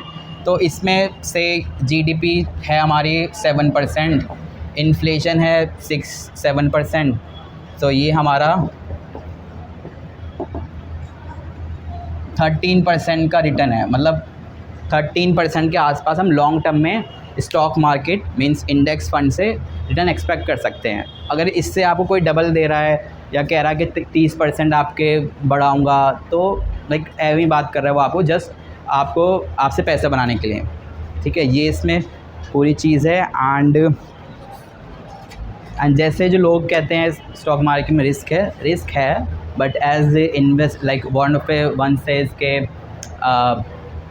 Risk comes from not knowing what you are doing. मतलब जिस चीज़ की आपको नॉलेज नहीं है, आप वो कर रहे हो, वहाँ से रिस्क आता है। ठीक, फॉर एग्ज़ाम्पल अगर आप ऊबर बुक कर रहे हो या कुछ भी, आप कार में बैठ के जा रहे हो, आपके पास 2 चॉइस हैं कि आप एक ड्राइवर को लोगे जिसने कभी कार नहीं चलाई या 1-2 बार कार चलाई है, और दूसरा आप एक एक्सपीरियंस बंदे को जिसने जो 5-6 साल से कार चला रहा है उसको ले रहे हो।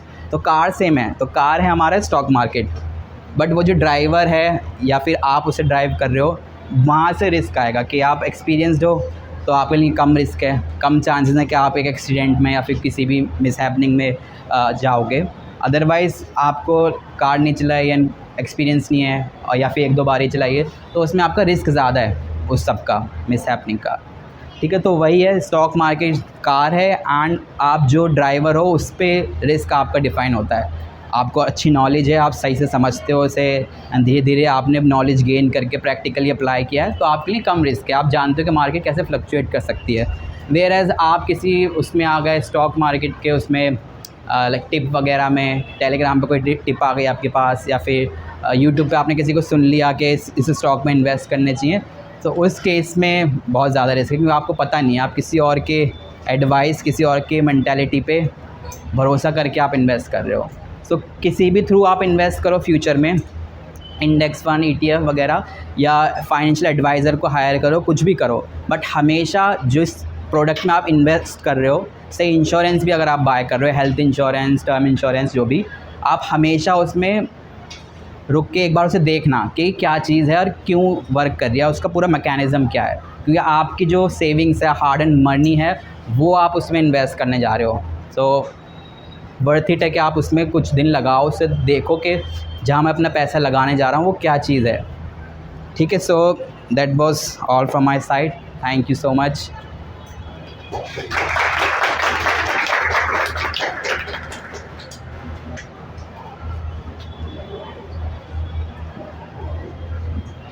In the beginning, I told you about Mr. Aman, for what purpose he has visited our school. I think the purpose is fulfilled, but my idea was totally different, Mr. Aman. You have given a very detailed and weighty lecture on stock market, which is beyond their imagination also, beyond their syllabus. This lecture or this thing was, I think, suitable for the person who are pursuing ICWA or CA or CS. But for 12th class, I think it is very weighty and Right. very bulky one. This year, the new idea what I was discussing in the class, Harsh ko malum hai, what we were supposing that this year, at least they know how to open the Demat account. Right. For that purpose, I told them that we will take the permission from the higher authority. On Monday, they will bring their laptop or the other gadget or the mobile on which you told them how to open their Demat account. And at least a very nominal account, they start investing in the stock. Stock market, right. Definitely. So that after few years, they know in detail about the stock market, how they, what is portfolio management, Portfolio management, right. and what is inflation, what is FD, and different field of investment. I told you in the beginning of this session, and Mr. Aman told you only for one field, that is stock market, right? So thank you very much Thank you, sir. for coming here, and thank you. You also, you listen very patiently, very calmly. You have not disturbed us, but I want that few questions you arise, few query you ask Mr. Aman, but nobody has asked anything. Now I'm giving the Hifza actually. If you want to ask something, Sure. speak loudly, beta. Just call up stock market, that was to call up stock market as a whole, or we are speaking about the companies that we have invested. Yeah, so the thing is, like, if we are talking about stock market crash, when we say stock like market crash, say in COVID, तो उसमें 37% stock market crash किया। And most of the time जब news channel पे हम देखते हैं stock market crash this percentage और this points, उसमें जो उनका जो बता रहे होते हैं वो बेसिकली बात कर रहे होते हैं निफ्टी 50 एंड सेंसेक्स की। तो कई बार ऐसा हो सकता है सेंसेक्स मान लो रोज़ फ्लक्चुएट करता है, रोज़ मार्केट ओपन होती है 9:15 से 3:30 तक, तो उसमें हो सकता है मान लो एक दिन में आपका सेंसेक्स 2% गिरा है, बट आपके जो से आप स्टॉक में इन्वेस्ट करो, आपके अलग अलग स्टॉक्स हैं, तो पॉसिबल है कि मान लो आपका जो स्टॉक्स है उस पर कोई इम्पैक्ट नहीं है, आपका स्टॉक ऊपर से बढ़ा है, क्योंकि इसमें जो सेक्टर्स हैं इस निफ्टी 50 में भी मान लो 2% इंडेक्स गिरा, तो इसमें ज़रूरी नहीं कि 50 कंपनी हमारा लॉस में गई हैं, ठीक है। वो बस ये है कि जो बहुत बड़ी कंपनीज़ हैं उसमें लाइक रिलायंस, HDFC और कोटक महिंद्रा बैंक या ICICI बैंक, वो ज़्यादा गिरे हैं हमारे, ठीक है, क्योंकि उनका वेटेज ज़्यादा है तो ओवरऑल इम्पैक्ट ज़्यादा होगा। बट ये पॉसिबल है, अगर मार्केट गिर भी रही है, 1-2% गिर रही है रोज़ या बढ़ रही है, तो उससे हमारे स्टॉक से ज़्यादा कोई लेना देना है नहीं, अनटिल अनलेस वो सेम 50 स्टॉक्स नहीं है हमारे पोर्टफोलियो में। जैसे मैंने बताया आपको, आप 500 से 600 कंपनी है इन्वेस्टेबल जिसमें आप इन्वेस्ट कर सकते हो, ठीक है। उसमें स्मॉल कैप, मिड कैप, वो सारे आ जाएंगे, छोटी कंपनी, तो उसका इससे कोई इतना कोरिलेशन होता नहीं है ऑन एन एवरेज। बट कोई न्यूज़ है, कोई ऐसा इम्पैक्ट है जो ओवरऑल इकॉनमी पे इम्पैक्ट करता है, जैसे कोविड था हमारा या नोटबंदी था हमारा, ठीक है, तो ये जो इम्पैक्ट होते हैं ये मोस्टली सारे स्टॉक्स पे ज़्यादा इम्पैक्ट करते हैं। बट जैसे 2008 में लीमन ब्रदर क्राइसिस आए थे, जिसमें पूरा होल लाइक वर्ल्ड का बैंकिंग सेक्टर है वो नीचे गिरा था बहुत ज़्यादा, ठीक है। काफ़ी कंपनी बैंकरप्ट हो गई थी US में, बड़ी बड़ी कंपनी, बिलियंस ऑफ डॉलर की कंपनी। तो उस केसेस में वो बैंकिंग रिलेटेड था पूरा क्रैश, तो उसमें बैंक जो थे बहुत गिरे थे, बट अदर सेक्टर भी गिरे थे, क्योंकि बैंकिंग इकॉनमी अटैच्ड होती है सारे उसमें, क्योंकि फंडिंग चाहिए होती है सारे बिजनेस को रन करने के लिए, और बैंकिंग को इकॉनमी में बोन ऑफ इकॉनमी माना जाता है कि पूरी इकॉनमी की बोन होती है बैंकिंग सिस्टम। तो ऐसे उसका अलग अलग इम्पैक्ट जाता है, जिस सेक्टर में जो क्रैश है उसका इम्पैक्ट ज़्यादा होगा उस सेक्टर पे, बट उसके जो रिलेटेड पार्ट लाइक सेक्टर्स हैं उस पर भी उसका थोड़ा बहुत इम्पैक्ट जाता है, ठीक है। और एनी अदर क्वेश्चंस? सर आपने स्टॉक मार्केट में आप लॉन्ग टर्म पीरियड में बताया, हाँ हाँ। सर अगर शॉर्ट टर्म पीरियड में इन्वेस्ट करना चाहते हैं क्या बेटर ऑप्शन रहेगा? सो शॉर्ट टर्म में शॉर्ट टर्म में क्या है, देखो, व्हेन वी से शॉर्ट टर्म से 6 मंथ्स, 1 मंथ या फिर 1 साल, ठीक है, उसको हम on an average short term मानते हैं।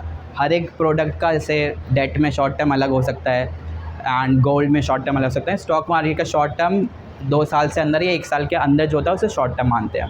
टेक्निकली 1 साल के अंदर को शॉर्ट टर्म बोलते हैं। तो शॉर्ट टर्म में हम चीज़ों को प्रेडिक्ट नहीं कर सकते बिल्कुल भी। अब मान लो कल कोटक महिंद्रा बैंक 10% गिरा, किसको पता था कि सेबी जो है कुछ ऐसे रेगुलेशन उस पर लगा देगी या RBI उस पर कुछ रेगुलेशन लगा देगी। आपने एक दिन पहले उस पर इन्वेस्ट किया होता तो एक दिन में आपका 10% लॉस हो जाता है ना। अब आपको नहीं पता वो कब उठेगा। तो शॉर्ट टर्म में मार्केट को प्रेडिक्ट करना या स्टॉक्स को प्रेडिक्ट करना बहुत हार्ड होता है। बट वही आप 5-10 साल के इन्वेस्ट कर रहे हो, आपको पता है कि इंडियन इकॉनमी बढ़ेगी, जैसे जैसे आप पूरे यूथ है उनका कंजम्पशन बढ़ेगा, इनकम लेवल बढ़ेंगे, तो उनके जो भी एक्सपेंडिचर हैं वो बढ़ेंगे, अलग अलग उसमें चीज़ों में जाएंगे, वो एंटरटेनमेंट की अलग अलग चीज़ें ढूंढेंगे, ठीक है। तो ओवरऑल उनका एक्सपेंडिचर बढ़ेगा, इससे इकॉनमी ग्रो होगी। तो लॉन्ग टर्म में पता है कि खर्चा होगा, इकॉनमी हमारी बढ़ेगी, तो वो उसको प्रेडिक्ट करना ईजी होता है। बट शॉर्ट टर्म में हम प्रेडिक्ट नहीं कर सकते, उसे कर सकते हो as a some extent, but उसमें बहुत ही आपको नॉलेज, बहुत ही डेटा आपको डाइजेस्ट करना पड़ेगा, तब जाके आप उसमें थोड़ा प्रोबेबिलिटी ला सकते हो कि 70-80% चांसेस हैं कि मैं उसमें पैसा बना सकता हूँ इतने, ठीक है। तो शॉर्ट टर्म में बहुत हार्ड है प्रेडिक्ट करना, but I am sure 5 to 10 year के पीरियड में अगर आप सेफ़ इन्वेस्टमेंट में जाओगे, से इंडेक्स फंड या कोई अच्छा सा म्यूचुअल फंड डायरेक्ट आप इन्वेस्ट करो, तो उसमें आप अच्छा रिटर्न बना सकते हो। Any other question? Thank you once again, you sir, you all student, and also the madam. She is sitting there listening. You can. Thank you, madam. Okay, now this one.